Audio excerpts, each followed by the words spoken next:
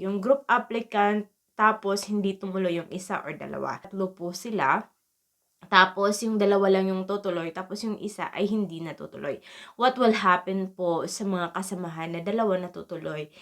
Maapektuhan ba sila? Iba po, during application naman po ay magpapadala si DFA ng individual na reference number per payment. So, each person na nag-apply as a group applicant ay kanya-kanya po ang kanilang payment. Ginawa po yan ni DFA para po hindi maapektuhan yung kasamahan ng group applicant. At the same time po, kayo individually ay magdadala po ng requirements and mag-submit ng requirements individually din po. So, if ever na hindi magtuloy yung isa, don't worry about that.